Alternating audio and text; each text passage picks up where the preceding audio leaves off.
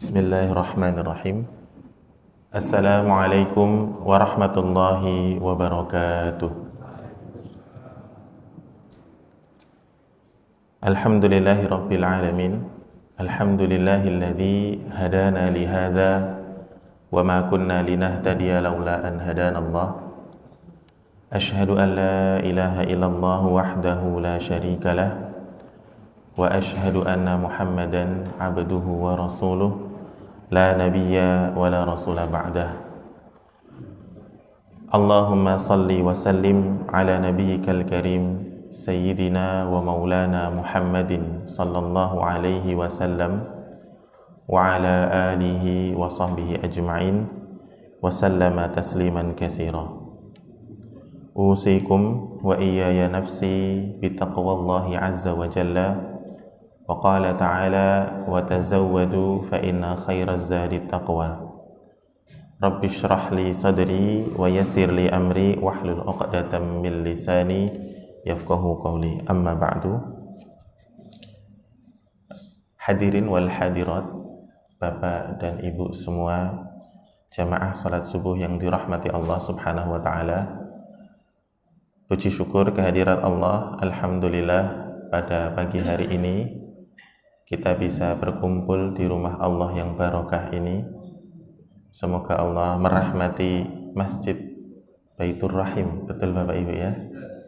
Allah merahmati para DKM-nya, Allah merahmati para jamaahnya, dan Allah merahmati segenap penduduk yang tinggal di sekitar masjid ini. Amin ya rabbal alamin. Mudah-mudahan salat subuh kita diterima oleh Allah Subhanahu wa taala. Kemudian kita bersyukur juga pada pagi hari ini bisa berkumpul. Mari kita berniat i'tikaf. Nanti barangkali setelah syuruk kita bisa menyempurnakan i'tikaf kita dengan salat sunnah ringkas 2 rakaat, dan mudah-mudahan kita mendapatkan pahala umrah yang sempurna dari Allah Subhanahu wa taala. Tentunya majelis zikir pada pagi hari ini juga bisa kita niatkan sebagai majelis silaturahim, menyambung persaudaraan, dan mudah-mudahan ini menjadi wasilah dipanjangkan usia kita dalam keberkahan dan ketaatan kepada Allah, dan mudah-mudahan menjadi wasilah lapangnya rezeki kita. Amin ya rabbal alamin.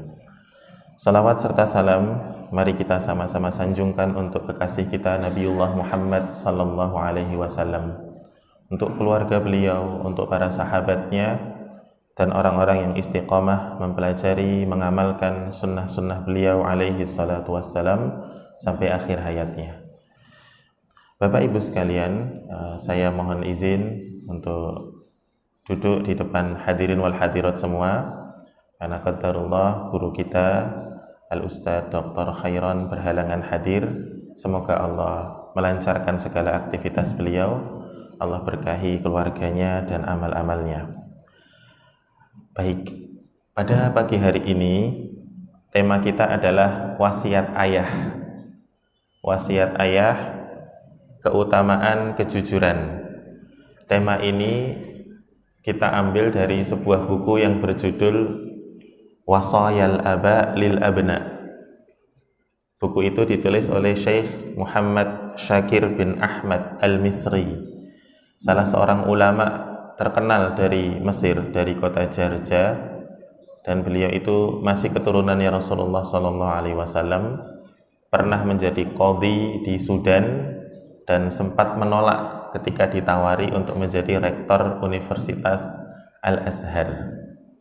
Kitab Wasayal Aba lil Abna, terjemah aslinya itu wasiat-wasiat ayah untuk putra-putranya atau putra-putrinya.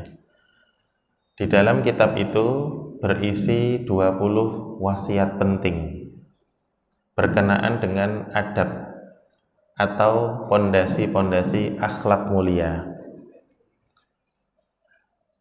di mana Syekh Muhammad Syakir bin Ahmad ini pada pelajaran pertama mengungkapkan rasa cintanya kepada setiap anak. Jadi buku ini adalah buku cinta seorang ayah untuk anak-anaknya. Biasanya ayah itu kurang cakap berbicara kalau kepada anak-anaknya. Apalagi sekarang ada istilah ya Bapak ya, laki-laki tidak bercerita. Tiba-tiba beliin apa, tiba-tiba traktir apa, tiba-tiba memberikan hadiah dan seterusnya. Nah, buku ini biasanya kalau di pesantren-pesantren digunakan untuk buku dasar supaya para santri itu punya akhlak yang baik sebelum menuntut ilmu, punya adab yang baik sebelum dia mengambil ilmu Al-Quran, mengambil ilmu hadis, ilmu fiqih, dan ilmu-ilmu yang lain. Adab sebelum menuntut ilmu. Adab itu kalau bahasa perusahaan SOP Bapak Ibu, ya, standar operasional prosedur. Ya.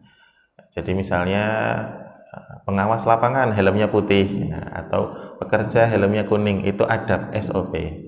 Atau misalnya pengguna jalan adabnya ya pakai helm, kemudian menggunakan lajur sebelah kiri, tidak membahayakan diri sendiri maupun pengguna jalan yang lain. Itu disebut dengan adab. Nah, Syekh Muhammad Syakir menyebutkan bahwa yang paling menyenangkan, yang membuat orang tua senang, itu adalah pertama melihat anaknya dalam keadaan sehat. Bapak Ibu dirahmati Allah, anak yang sehat itu membuat orang tua bahagia, senang. Ini ibu-ibu paham betul. Kalau anak sakit itu khawatirnya luar biasa. Jadi ketika hadirin wal hadirat pada hari ini, pada pagi hari ini bisa hadir di masjid dalam keadaan sehat wal afiat, apalagi afiat ya Bapak Ibu. Bedanya itu kalau sehat itu ya ragawi, badannya sehat. Tapi kalau afiat itu kesehatannya berfungsi untuk taat. Karena ada orang sehat tapi tidak afiat. Dia sehat tapi badannya nggak bisa untuk diajak taat kepada Allah. Ada yang afiat saja gitu, badannya tidak sanggup untuk jalan ke masjid, badannya tidak sanggup untuk sholat berdiri, tetapi dia tetap taat kepada Allah. Nah, itu namanya afiat. Ketika kita menjaga kesehatan kita dan afiat kita, maka itu bentuk bagian dari birrul walidain, ketaatan kita kepada orang tua kita. Kemudian yang membuat orang tua kita senang itu yang kedua, bersih hatinya. Ya, bersih hatinya, tidak hasad, tidak dengki. Nanti kita akan bahas insya Allah. Kemudian yang ketiga, cerdas akalnya. Qawiyal idrak. Seorang anak yang cerdas itu menyenangkan orang tua.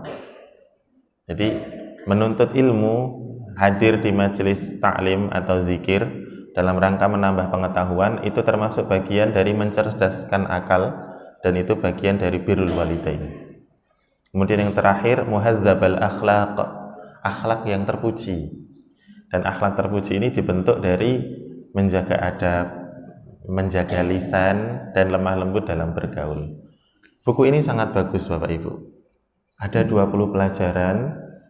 Pelajaran 1 sampai 11 itu semuanya berisikan teknis adab, tata cara makan, ya.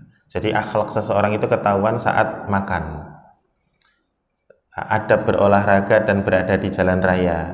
Jadi, perilaku akhlak seseorang bisa kelihatan saat di jalan, nanti senggolan spion atau siapa yang mau duluan ngambil jalan, itu bisa ketahuan akhlak seseorang. Kemudian ada adab di dalam masjid, adab berdiskusi, adab nongkrong, itu ada semua. Pelajaran 1 sampai 11. Maka khususnya Bapak-bapak sekalian dihormati Allah, kalau kita ingin atau kita sedikit kebingungan mau memberi nasihat apa kepada anak-anak kita, buku Wasoya ini sangat recommended. Ini bukan iklan mau jualan ya Pak ya, tapi ini buku bagus. Nah, di pelajaran ke-12 sampai 20 itu berisi keutamaan. Ada jujur, amanah, iffah, muru'ah, keutamaan mencari rezeki, mempelajari Al-Quran. Sifat-sifat atau akhlak-akhlak yang memang sepantasnya dimiliki oleh setiap anak. Nah, pada pagi hari ini kita akan membahas pelajaran yang langsung ke-12 Bapak Ibu, yaitu keutamaan kejujuran.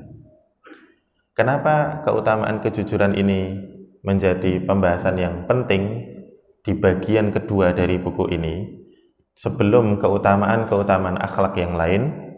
Karena bisa dianggap kejujuran itu bibit dari segala kebaikan. Tunas dari segala amal soleh itu dimulai dari kejujuran. Ada sebuah cerita, Bapak Ibu sekalian yang kami hormati, hafidhakumullah ta'ala. Dulu pernah Rasulullah SAW itu berangkat keluar untuk berperang bersama dengan beberapa sahabat Ansor. Nah, setelah peperangan, dicek logistik peperangan itu, ada satu baju besinya sahabat Ansor itu yang hilang, raib. Hilang satu baju besi. Maka kemudian sahabat-sahabat Ansor ini kasak kusuk, Pak. Ya, bisik-bisik gitu, saling kayaknya dia yang ngambil, saling menerka-nerka siapa pencuri baju besinya. Maka kemudian para sahabat Ansor ini sepakat menuduh seseorang yang bernama Tu'man bin Ubairik.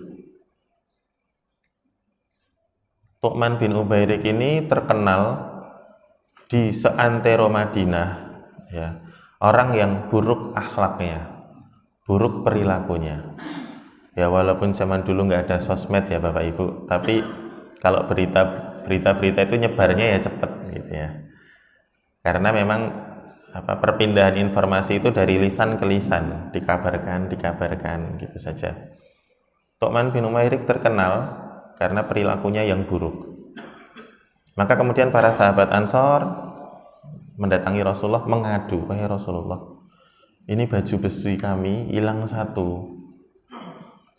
Sepertinya diambil oleh Tu'man bin Ubairik. Ini bagaimana Rasul?" Melihat para sahabat Ansor mengadu kepada Rasulullah, keluarganya Tu'man bin Ubairik ini merespon. Kemudian mereka mengatakan kepada Tu'man, "Wahai Tu'man, kamu sudah dilaporkan." Maka kemudian Tu'man mengambil baju besi yang memang dia curi, dan dia memang pencurinya, dia pindahkan, dia letakkan di rumah orang lain. Diletakkan di rumah orang lain.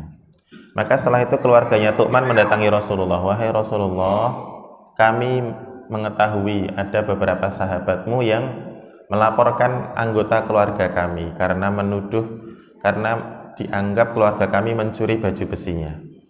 Wahai Rasulullah, silahkan cek, silahkan geledah rumah kami. Dan jika memang tidak terbukti, tolong bersihkan nama Tu'man bin Ubairik dan keluarga kami. Karena jika bukan engkau yang membersihkan nama kami, maka tidak ada yang bisa membela kami di hadapan Allah." Bagus Pak, ini ya diplomasinya kepada Rasulullah. Diperiksa, sudah hilang barang buktinya. Maka mau tidak mau akhirnya Rasulullah SAW membersihkan nama Tu'man bin Ubairik dari tuduhannya para sahabat Ansor. Setelah itu Allah Subhanahu wa taala menurunkan firman-Nya di dalam surah An-Nisa ayat 105. Bapak Ibu dirahmati Allah, surat An-Nisa ini surat yang unik ya. Surat judulnya perempuan-perempuan, tetapi di dalamnya isinya undang-undang. Banyak sekali hukum-hukum yang diletakkan di surat An-Nisa, seperti hukum pengasuhan anak yatim, hukum pernikahan, dan tentunya hukum pembagian harta waris. Itu rinci dari ayat ke-8 sampai ayat 14, kemudian disempurnakan di ayat 176. Nah, ayat 105 itu berbunyi, "Inna anzalna ilaikal kitaba bil haqqi litahkuma bainan nasi bima arakallah wa la taqul lil kha'inina khasima." Sesungguhnya kami menurunkan kepadamu Muhammad Al-Quran dengan kebenaran. Tujuannya apa? Litahkuma bainan nasi bima arakallah, supaya engkau bisa menegakkan hukum di antara manusia itu dengan apa-apa yang Allah ajarkan kepada kamu. Wala taqul lil kha'inina khasima. Maka Muhammad, janganlah engkau menjadi pembela para pengkhianat. Nabi Muhammad ditegur oleh Allah tidak boleh menjadi pembela pengkhianat. Tapi kemudian Allah sayang betul sama Nabi Muhammad SAW. Wastaghfirillah. Karena Rasulullah tidak tahu. Wastaghfirillah. Beristighfarlah engkau kepada Allah. Innallaha kana ghafurur rahima. Allah Maha Pengampun, Maha Penyayang. Di situ Allah menyebut perilaku Tu'man bin Ubairik dan kerabatnya itu perilaku pengkhianat. Dan pengkhianatan itu wujudnya, hasilnya tentu tidak muncul begitu saja kecuali diawali dengan beberapa perbuatan. Kalau kita perhatikan, pengkhianatan Tu'man bin Ubairik itu diawali dengan dusta, diawali dengan perbuatan dusta, tidak jujur Bapak Ibu. Pertama, tidak mau mengakui sebagai pencuri, padahal memang dia yang mencuri, tapi tidak mau mengaku, maka dia berdusta. Orang kalau sudah berdusta, biasanya nanti, kalau kata anak zaman sekarang ya Bapak Ibu, playing victim, ya, menyalahkan orang lain. Bahasa peribahasanya, lempar batu, sembunyi tangan. Dipindahkan barang bukti itu kepada orang lain, supaya orang lain yang terkena akibatnya. Maka muncullah fitnah. Jadi, dari berdusta muncul menjadi fitnah. Nah, ini perbuatan pengkhianat. Dan Rasulullah secara tegas dibimbing oleh Allah Subhanahu wa taala enggak boleh jadi pembelanya pengkhianat. Wala taqulil khainina khasima. Dan janganlah engkau wahai Muhammad menjadi pembela bagi orang-orang pengkhianat. Tentu perintah untuk Rasulullah itu juga perintah untuk kita Bapak Ibu. Kita tidak boleh menjadi pembela para pengkhianat. Di ayat 112 Allah berfirman, "Wa may yaksib khati'atan aw isman." Barang siapa yang berbuat khati'ah, kesalahan, aw isman atau berbuat dosa, summa yarmi bihi bari'a, kemudian dia melemparkan kesalahan atau dosa itu kepada orang lain, faqad ihtamala buhtanan wa isman mubina, maka sungguh telah berbuat dusta dan dosa yang terang-terangan. Di sini Allah sangat lembut Bapak Ibu. Allah menyebutkan dua perilaku yang tidak tepat pada setiap manusia. Yang pertama khati'ah, kesalahan, yang kedua dosa, khati'ah au isma. Bedanya adalah kalau khati'ah itu kita nggak sengaja, atau kita tidak tahu kalau itu sesuatu yang salah. Nah, orang yang berbuat khati'ah itu tidak berdosa Bapak Ibu. Yang tidak sengaja atau tidak tahu kalau itu salah atau tidak benar, maka dia tidak berdosa. Tapi konsekuensinya dia harus bertanggung jawab atau meminta maaf atau memperbaiki kesalahannya, harus dibimbing untuk memperbaiki kesalahannya. Misalnya anak kita itu banyak sekali berbuat kesalahan, pasti ya Bapak Ibu ya. Karena memang mereka sedikit pengetahuannya, hidup baru berapa tahun dibandingkan kita. Mungkin anak kita yang paling tua, anaknya Bapak Ibu, putranya Bapak Ibu, paling tua mungkin usia 30, 35. Dibandingkan ayah ibunya, pengalaman hidupnya tentu sudah sangat berbeda. Maka kadang-kadang ketika anak berbuat salah, khati'ah, kita tidak perlu amarah, karena dia tidak berbuat dosa. Dia hanya tidak tahu atau tidak sengaja, hanya perlu dibimbing. Kalau isman itu perbuatan dosa, orang sudah tahu ini dosa, tapi nekat, ya. Tapi nekat berbuat dosa. Misalnya sudah tahu laki-laki dan perempuan itu kalau belum menikah ya tidak bolehlah pergi-pergi staycation, menginap berapa hari berduaan aja, itu nggak boleh. Tapi ada yang tetap berbuat seperti itu namanya berbuat dosa. Isma. Nah, kalau dari khati'ah orang itu beristighfar atau dari isman dia itu bertaubat, sudah selesai urusannya. Yang menjadi masalah adalah yarmi bihi bari'a, menyalahkan orang lain. Nah, ini yang tidak tepat. Kita sering nih Pak ya kejadian. Ada orang salah tapi nyalain orang lain gitu. Dia yang salah tapi dia menyalahkan orang lain. Misalnya seorang anak yang terlambat datang ke sekolah karena harus naik angkot. Padahal dia bangunnya kesiangan, ya, bangunnya telat, jam setengah 6 baru bangun, dapat angkot jam 6 atau dapat ojek jam 7, setengah 7, lalu kena macet, sampai sekolah telat. Khoti'ah, kesalahannya. Tapi dia menyalahkan orang tuanya, aku nggak dibeliin motor sih. Misalnya gitu, Pak. Oh, saya nggak dibeliin motor sendiri sih, makanya saya telat. Summa yarmi bihi bari'a. Ini namanya melemparkan kesalahan kepada orang tua. Seorang anak biasanya perilakunya menyalahkan orang tua, mengutuk kemiskinan atau kefakiran yang dimiliki orang tuanya. Lalu setiap perbuatan buruknya itu dilemparkan kepada orang tua. Nah, ini na'udzubillah min dzalik. Jangan sampai, mudah-mudahan putra-putri kita bukan yang kategori seperti ini. Atau sebaliknya, orang tua itu menyalahkan anak. Sudah disekolahin, sudah dibimbing mengaji, sudah dilesin, kok nilainya jelek, gitu. Kamu itu bagaimana gitu. Padahal bisa jadi orang tuanya mendapatkan biayanya, hartanya dengan tata cara yang tidak sesuai syariat, yang haram atau yang syubhat. Maka barakallahu fikum, perbuatan dusta itu perbuatan yang sangat tercela. Maka obatnya adalah lawannya, yaitu kejujuran. Inilah kenapa mempelajari tentang kejujuran itu sangat penting. Rasulullah SAW bersabda, alaikum bisidqi fa inna sidqa yahdi ilal birri wa innal birra yahdi ilal jannah. Jujur itu harus, karena jujur itu menghantarkan kepada kebaikan. Sabda ini, sabda Rasulullah ini ajaib, Bapak Ibu. Allah menyebutnya Rasulullah menyebutnya dengan bir, kebaikan-kebaikan atau bakti. Manusia itu pasti punya hubungan dengan Allah dan sesama manusia. Kalau kita punya handphone, Bapak Ibu, sinyalnya lemot, itu kita kadang-kadang kesel. Baru nonton YouTube atau Facebook, ya sinyalnya lemot. Atau paket datanya habis, atau wifi-nya down gitu ya, koneksinya melemah, itu kita kesel. Ya sudah, ditaruh akhirnya. Nah, manusia itu hubungannya dengan sesama manusia bisa memburuk, bisa rusak. Begitu juga hubungannya dengan Allah Subhanahu wa taala juga bisa rusak. Penyebabnya sama, yaitu dusta. Dusta itu merusak hubungan kita dengan sesama manusia. Dusta juga merusak hubungan kita dengan Allah Subhanahu wa taala.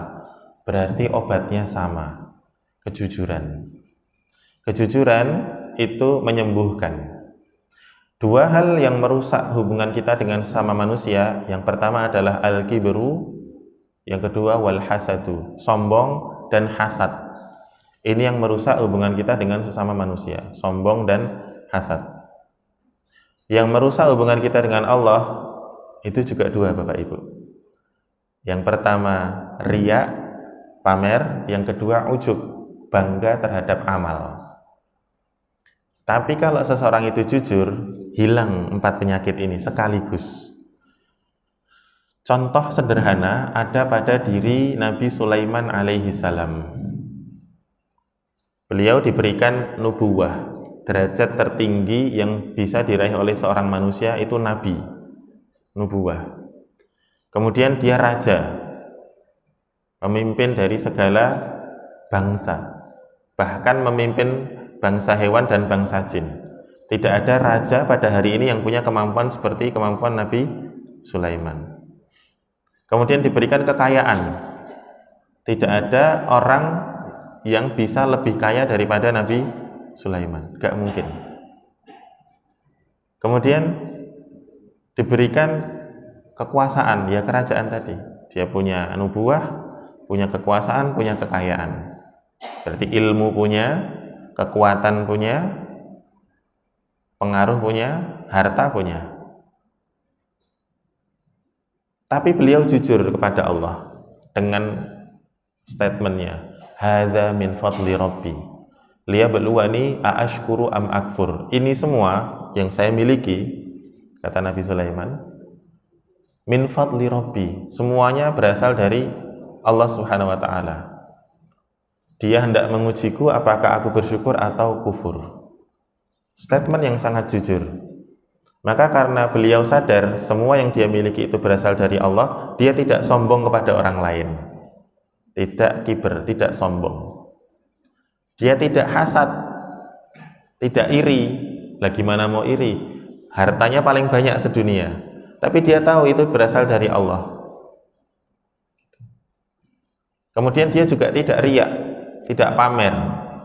Ketika mendakwahi Ratu Saba, itu betul-betul lillahi ta'ala, bukan karena pasukan yang sangat banyak, bukan karena memiliki tentara yang sangat adidaya, bukan karena memiliki kekayaan yang tidak terbatas, bukan, tapi dia mendakwah itu karena lillahi ta'ala.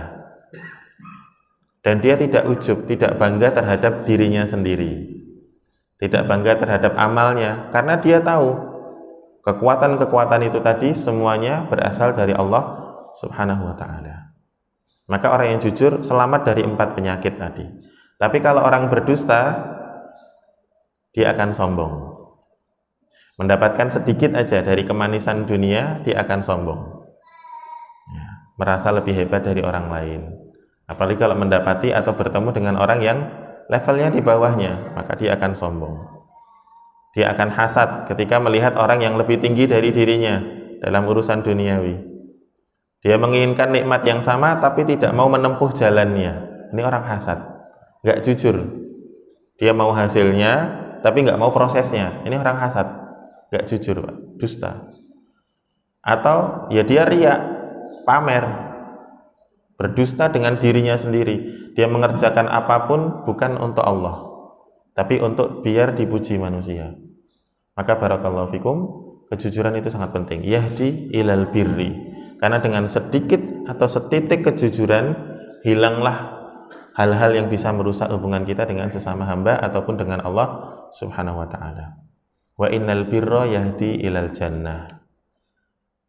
Dan kebaikan-kebaikan itu akan menghantarkan kita kepada surga. Bapak Ibu sekalian dihormati Allah, saya pernah diskusi sama teman-teman di tongkrongan. Jadi saya sama teman-teman tuh ada majelis rebuan, Bapak Ibu, tongkrongan di studio.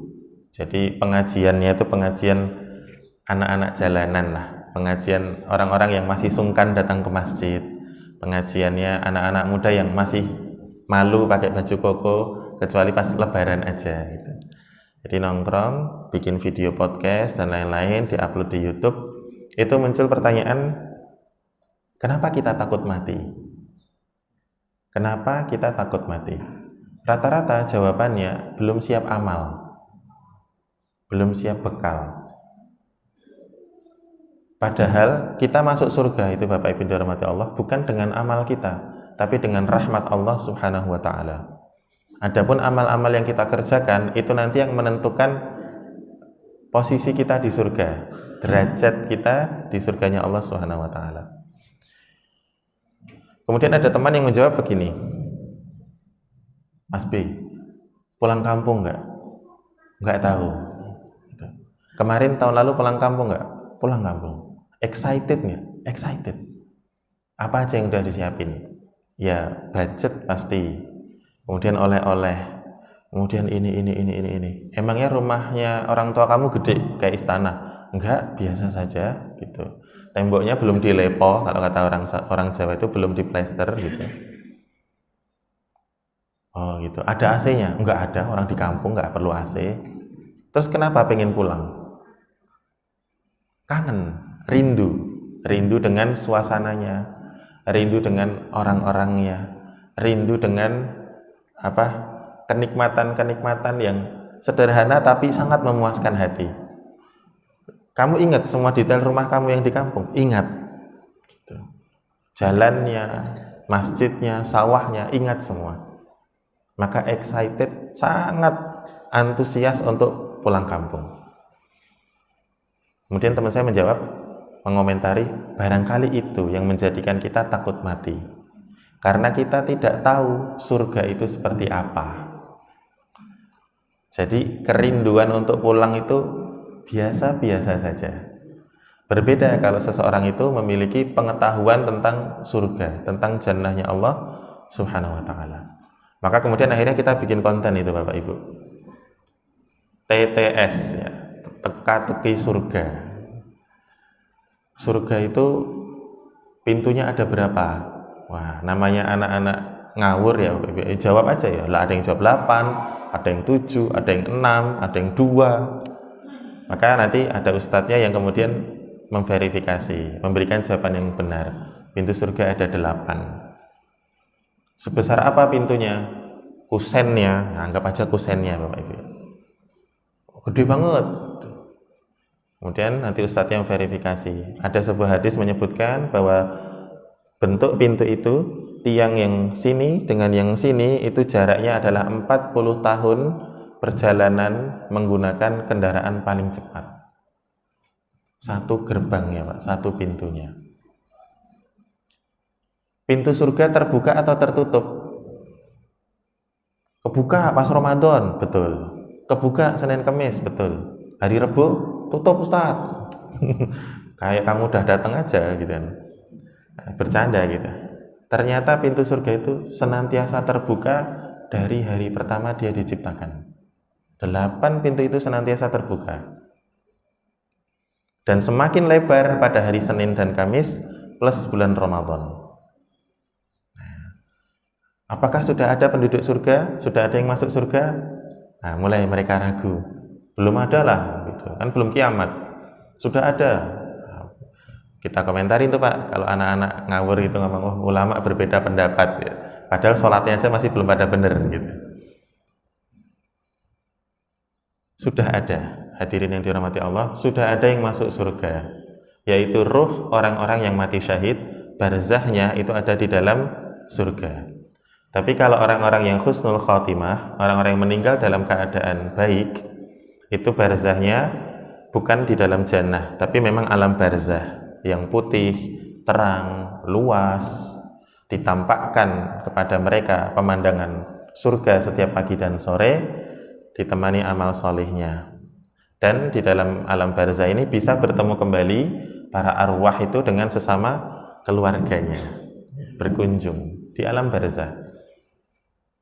Makanya ada kutipan menarik di dalam kitab At-Tazkirah yang ditulis oleh Imam Al-Qurtubi itu, barang siapa yang meninggal dunia dalam keadaan berprasangka baik kepada Allah, husnuzon kepada Allah, masuk surga dengan manja. Masuk surga dengan manja. Manja itu gimana Bapak Ibu? Ibu-ibu kok pernah bawa cucunya ke Indomaret nggak? Atau Alfamart? Atau ke taman bermain? Wah, masuk gerbang itu pasti loncat-loncat gini. Seneng banget. Padahal belum tahu dia mau ngapain di situ.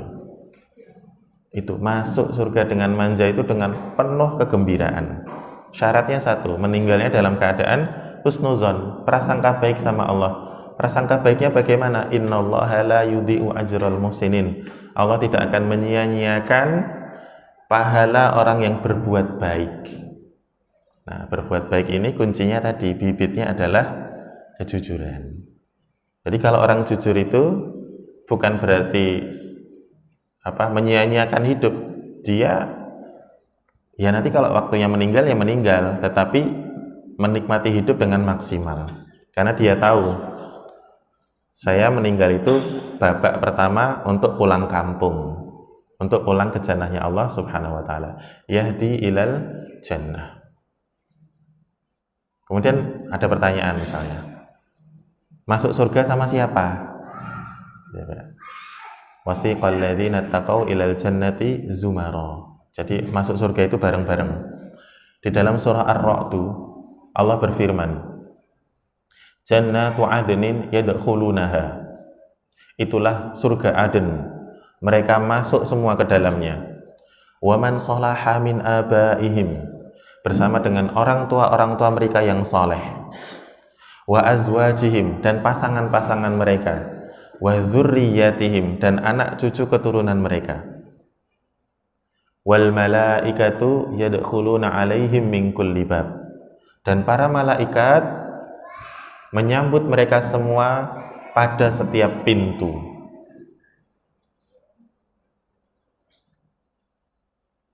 Bapak-bapak dan ibu-ibu sekalian dihormati Allah, barangkali sering datang ke sebuah acara. pasti ada resepsionis, pasti ada penyambut tamu.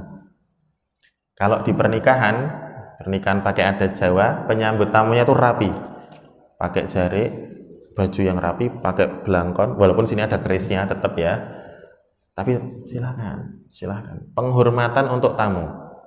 Kalau penyambut tamunya itu menghormati si tamu, berarti tuan rumahnya lebih agung ya, lebih terhormat lagi daripada si penyambut tamu. Nah, ketika kita masuk surga, siapa yang ngucap salam, Bapak Ibu? Bapak Ibu kalau pulang ke rumah ucap salam nggak?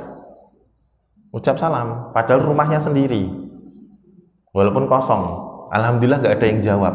Ya, Assalamualaikum. Waalaikumsalam. Wah, nggak jadi masuk kita, keluar lagi ya. Tapi kalau nggak ada yang jawab aman. Ya. Kalau masuk surga, mohon maaf, Bapak Ibu nggak bisa salam, nggak bisa. Yang salam itu malaikat. Assalamualaikum. Bima sabartum. Karena kalian sudah sabar, silahkan masuk. Fani ma'uqab badar. Inilah tempat kembali yang paling baik. Ya, jadi salamun alaikum bima sabartum. Silahkan masuk surga, selamat sejahtera karena kalian sudah sabar. Nah, hanya orang jujur yang bisa sabar, Bapak Ibu. Ngedidik anak itu kalau lillahi ta'ala, mencari ridha Allah itu lebih gampang daripada supaya mereka memenuhi harapan kita. Berbakti kepada orang tua itu lebih mudah lillahi ta'ala, mencari ridha Allah daripada demi membalas jasa. Gak mungkin kita membalas jasa orang tua kita, itu gak mungkin. Tapi kalau lillahi ta'ala, mencari ridhonya dapat. Berbuat baik kepada istri, ya, karena sedekah terbaik kita, pemberian harta kita itu yang paling bagus adalah untuk istri. Nanti untuk anak-anak, kalau ada sisa lebih untuk orang tua dan kerabat. Kalau demi menyenangkan istri, nggak akan pernah cukup. Tapi kalau lillahi ta'ala, mencari ridhonya Allah, Allah yang akan cukupkan untuk istri kita dan keluarga kita. Berbakti kepada suami, kalau dalam rangka demi menjaga keutuhan rumah tangga, sakit hati. Tapi kalau lillahi ta'ala, mencari ridha Allah, jujur, maka Allah yang akan menjadikan rumah tangga itu sakinah, mawaddah, warahmah. Maka Bapak Ibu dirahmati Allah subhanahu wa ta'ala, inilah husnuzon kepada Allah. Hasilnya adalah husnuzon, awal mulanya adalah kejujuran. Orang yang jujur, yahdi ilal birri, wa innal birra yahdi ilal jannah. Terakhir Bapak Ibu dirahmati Allah, tidak diizinkan masuk surga, semua manusia tidak diizinkan masuk surga kecuali setelah surga itu dimasuki oleh seseorang yang bernama Muhammad bin Abdullah sallallahu alaihi wasallam. Tidak boleh kita masuk surga kecuali Rasul kita terlebih dahulu yang masuk surga. Setelah Nabi Muhammad masuk, diikuti oleh para nabi dan rasul, al-anbiya wal mursalun. Masuk semua para nabi dan rasul. Setelah itu siapa Bapak Ibu yang masuk surga? Sahih. Umatnya Nabi Muhammad sallallahu alaihi wasallam. Kita ini umat terakhir, tapi masuk surganya duluan. Dari umat Nabi Muhammad, siapa yang pertama masuk surga Bapak Ibu? Saya Ustaz. Oh, amin ya Allah. Boleh. Yang pertama kali masuk surga dari umat Nabi Muhammad SAW adalah seseorang yang bernama Abdurrahman bin Abi Quhafah. Abdurrahman bin Abi Quhafah. Dia adalah orang dewasa yang pertama kali masuk Islam. Punya putri bernama Aisyah. Menjadi khalifah setelah wafatnya Rasulullah SAW. Terkenal dengan nama Abu Bakar As-Siddiq, Sayyidina Abu Bakar As-Siddiq radhiyallahu anhu. Lakopnya Abu Bakrin. Abu Bakrin itu si paling gercep kalau bahasa kita Bapak Ibu. Bakar itu bersegera, si paling bersegera. As-Siddiq yang selalu jujur. selalu membenarkan apa yang disabdakan oleh Rasulullah Shallallahu Alaihi Wasallam. Kalau kita cek biografi para sahabat Rasulullah SAW, ya, radhiyallahu taala anhum, yang paling hebat dalam berjihad Khalid bin Walid, pedangnya Allah Subhanahu wa taala, nggak pernah kalah. Kalau kita cek yang paling banyak donasinya itu antara Abdurrahman bin Auf dan Utsman bin Affan radhiyallahu taala anhu. Kalau kita cek kemampuan politisnya itu Muawiyah bin Abi Sufyan. Kalau kita cek kenegarawaannya, bagaimana mengelola sebuah negara, itu Sayyidina Umar bin Khattab. Kalau ketekunannya, ketakwaannya, kesuciannya, Sayyidina Ali. Lalu kenapa bisa Abu Bakar As-Siddiq itu menjadi yang pertama kali masuk surga dari umat Nabi Muhammad? Tidak lain dan tidak bukan karena kejujurannya, Bapak Ibu. Dia itu mengerjakan amal apapun itu percaya, yakin betul dengan pahala dari Allah Subhanahu wa taala, yakin betul dengan kabar dari Rasulullah SAW, ridho betul dengan apa-apa yang Allah dan Rasulnya tetapkan. Nah, ini yang membedakan kualitas hati. Kualitas hatinya Abu Bakar itu melebihi kualitas hatinya sahabat-sahabat Nabi Muhammad SAW yang lain. Dan itu mulainya dari sebuah kejujuran. Dalam sebuah buku sirah disebutkan, kalau sahabat-sahabat lain itu didakwahi supaya masuk Islam, ada dua orang yang menanti, ada dua orang yang menunggu-nunggu datangnya seorang nabi. Yang perempuan itu namanya Sayyidah Khadijah binti Khuwailid, karena dia punya paman Waraqah bin Nawfal itu pendeta. Jadi dari kecil sudah dikasih tahu nanti ada seorang nabi. Maka Khadijah ini menanti-nanti ingin punya suami speknya nabi. Gitu. Yang satunya teman kecilnya Muhammad. Muhammad kecil itu berteman dengan Abdurrahman bin Abi Quhafah. Selisih usianya cuma 2 tahun, Bapak Ibu. Temenan dari kecil gitu. Nabi Muhammad dijaga oleh Allah, nggak neko-neko. Abdurrahman, Abu Bakar ini dari kecil belajar, bertanya kepada pendeta, bertanya kepada rahib, berdagang, sampai kemudian saat usianya 38 tahun, dia sedang berdagang di Syam, dia tidur, dia bermimpi ada sebuah cahaya turun di kota Makkah. Di dalam mimpi itu, Abdurrahman bin Abi Quhafah atau Abu Bakar tahu betul itu rumah siapa. Maka dia bergegas pulang ke Makkah, mengetuk pintunya. Wahai Muhammad, iya siapa? Ini sahabatmu Abdurrahman bin Abi Quhafah. Dibuka pintu. Ada perlu apa? Dia bersyahadat. Aku bersaksi bahwa engkau adalah Rasulullah. Karena dia mencari, dari dulu dia mencari, jujur. Betul-betul jujur mencari hidayah, jujur mencari jalan keselamatan. Wallahu ta'ala alam bishawab. Mudah-mudahan yang sedikit ini Bapak Ibu bisa di-share, bisa dibagikan kepada cucu-cucu. Nah, di sini banyak opa oma ya, banyak kakek dan eyang, bisa untuk cerita kepada cucu-cucunya pentingnya kejujuran. Mudah-mudahan juga bisa kita sampaikan kepada anak-anak kita yang sedang bergelut dengan dunia, kehidupan yang sangat berat sekarang, ekonomi yang subhanallah. Pertahankan kejujuran, dan semoga ini juga bisa menjadi pelipur rindu kita kepada orang tua kita dulu. Betapa ayah dan ibu kita dulu mungkin gak banyak petuahnya, yang penting kamu jujur nak, yang penting kamu jujur nak gitu. Tapi semoga ini menjadi jariahnya mereka. Sikap jujurnya kita hari ini dalam setiap aktivitas menjadi pahala untuk kita dan pahala untuk ayah dan ibu kita semua. Amin ya rabbal alamin. Bapak Ibu barangkali ada yang mau didiskusikan atau ditanyakan, monggo, waktu dan tempat disilakan. Waalaikumsalam. Dalam suatu riwayat bahwa sebelum kiamat terjadi, yang masuk surga terlebih dahulu adalah Nabi Idris dan Nabi Muhammad SAW. Yang kedua, asroh Rasulullah Jannah, ada 10 orang ada Rasulullah yang dijamin masuk surga. Nah, siapa di antaranya? Baik. Yang pertama Bapak, Idris itu bukan masuk surga, tetapi meninggalnya di langit. Idris alaihi salam itu nama aslinya Khanuh. Khanuh disebut Idris karena senang belajar. Darosa yadrusu, pecahan yang lain namanya Idris. Dia itu senang belajar.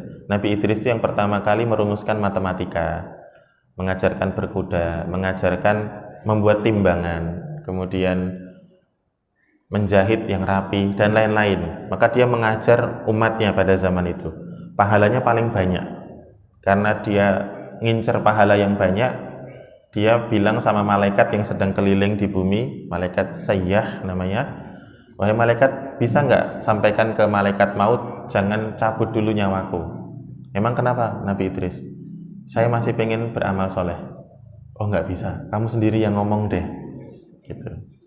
Akhirnya dibawa sama malaikat saya ini ke langit, nyari malaikat maut, Bapak Ibu, nyari, pengen ketemu malaikat maut.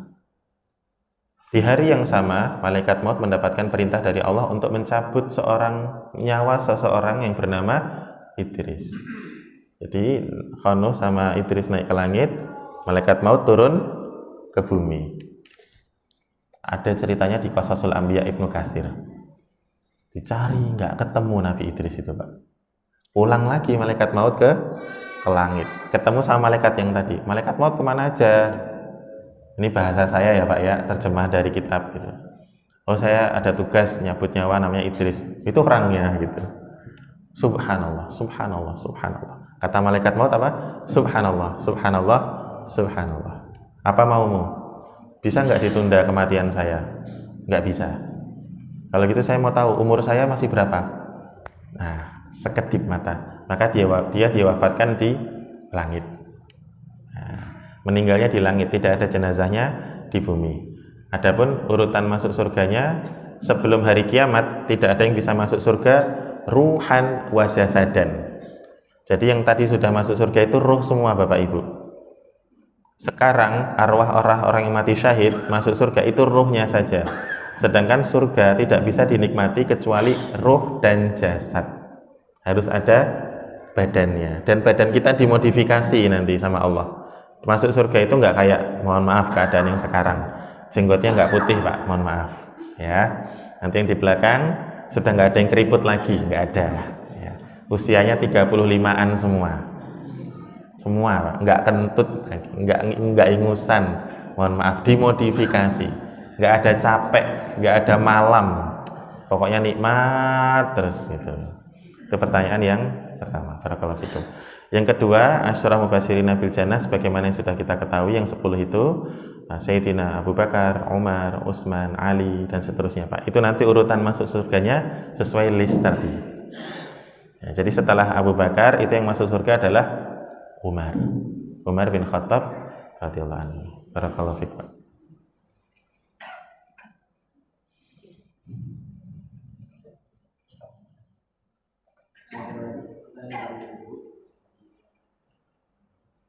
Dari Bapak yang lain?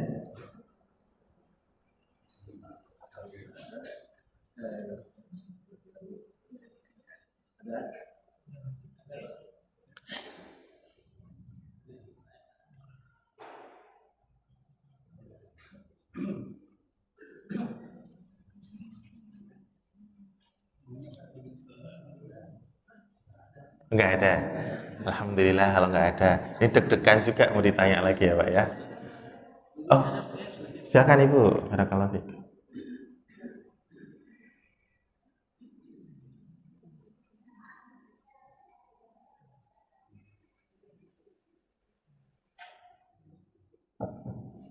Bismillahirrahmanirrahim. Assalamualaikum warahmatullahi wabarakatuh. Waalaikumsalam warahmatullahi wabarakatuh.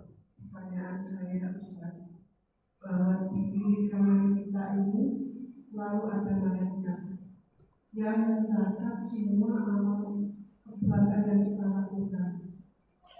Apakah seandainya apa yang ada dalam hati kita, niat kita saja tanpa terwujud suatu tindakan, apakah malaikat yang berada di kiri dan kanan kita itu juga mengetahuinya dan bisa mencatatnya?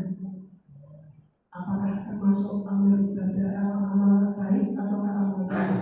Itu saja pertanyaan saya, Ustaz. Terima kasih. Assalamualaikum warahmatullahi wabarakatuh. Waalaikumsalam warahmatullahi wabarakatuh. Barakallahu fiik, Ibu. Di dalam sebuah ayat Allah berfirman, wa kullu insanin alzamnahu ta'irahu fi unuqih. Dan setiap manusia sudah kami kalungkan buku catatan amalnya di lehernya masing-masing. Nggak kelihatan aja ini, Pak. Padahal sebetulnya ada di sini. Ya. Wa nukhriju lahu yaumal qiyamah kitaban yalqahu mansura. Dan pada hari kiamat dilepas, ditampakkan kepada kita buku catatan amal kita. Sekarang itu sudah ada di sini. Wa kullu insanin alzamnahu ta'irahu fi 'unuqih. Kemudian siapa yang mencatat? Kiraman katibin, malaikat yang pencatat.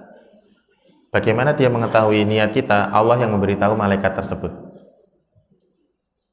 Niat yang buruk, niat yang jahat, selama tidak dilaksanakan, tidak dihitung berdosa. Niat yang baik, meskipun belum terlaksana, dicatat pahala. Dalam sebuah kaidah para ulama menyebutkan niatul mukmin khairun min amalih. Niatnya seorang mukmin itu lebih bagus, lebih utama, lebih penting daripada amalnya. Jadi niatnya ini lebih penting. Amal penting, tapi niatnya harus lebih dijaga. Misalnya, satu kisah saja Bapak, Ibu. Sayyidina Umar itu pernah berdoa, Allahumma rzuqni syahadatan fi sabilik waj'al mauti fi baladi rasulik. Ya Allah, karuniakan kepadaku mati syahid dan jadikan kematianku di kota nabimu sallallahu alaihi wasallam. Jujur, niatnya jujur, Bu. Itu ada sahabat yang komen, wahai Umar, engkau kalau mau mati syahid, pergi berjihad sana ke Irak, ke Syam, jangan di kota Madinah. Madinah ini kota paling aman sedunia gitu. Tapi Sayyidina Umar pernah mendengar Rasulullah bersabda, man talaba syahadatan bisidqin ballaghallahu manazila syuhada wa in mata ala firasyi. Barang siapa minta kepada Allah mati syahid dengan jujur bisidqin, niatnya jujur lillahi ta'ala, Allah akan sampaikan kepadanya derajat orang-orang yang mati syahid. Umar pernah mendengar hadis itu, maka dia minta sama Allah mati syahid tapi di kota Madinah. Karena orang yang meninggal di kota Madinah itu dapat syafaat dari Rasulullah SAW. Dikuburkannya di Baqi, itu dapat syafaat. Diwujudkan, dikabulkan sama Allah. Ngimamin sholat subuh, ditusuk sama Abu Lulu al-Majuzi, laknatullahi alaih. Akhirnya mati syahid. Dan sebelum wafat, Umar itu pintar sekali, mengutus Abdurrahman bin Zubair. Wahai Abdurrahman bin Zubair, sampaikan kepada Aisyah, Ummul Mukminin Aisyah radhiyallahu anha, Umar bin Khattab, bukan Amirul Mukminin, Umar, sampaikan kepadanya, Umar minta izin dimakamkan di samping dua sahabatnya. Disampaikan ke Aisyah radhiyallahu anha, dijawab silahkan. Maka akhirnya Umar dimakamkan di sampingnya Abu Bakar, Abu Bakar di sampingnya Nabi Muhammad sallallahu alaihi wasallam. Itu niat yang benar, niat yang baik, niat yang jujur, dapat pahala. Dan kalau betul-betul jujur, dikasih sama Allah subhanahu wa ta'ala. Walaupun usaha kita cuman sedikit. Ya, yang penting niatnya jujur sungguh-sungguh. Demikian Ibu, barakallahu fikum. Cukup ya Bapak Ibu ya? Alhamdulillah. Kalau sekiranya sudah cukup, kami ucapkan terima kasih sebanyak-banyaknya atas kehadirannya pada pagi hari ini. Mohon maaf atas segala salah dan kurangnya. Barangkali kalau berkenan, mohon bantu untuk mengaminkan. Kita menutup majelis pagi ini dengan sama-sama berdoa kepada Allah Subhanahu wa taala. Doanya para ayah mustajab, doanya para ibu juga mustajab. Doa hadirin salat subuh berjamaah adalah doa yang juga mustajab.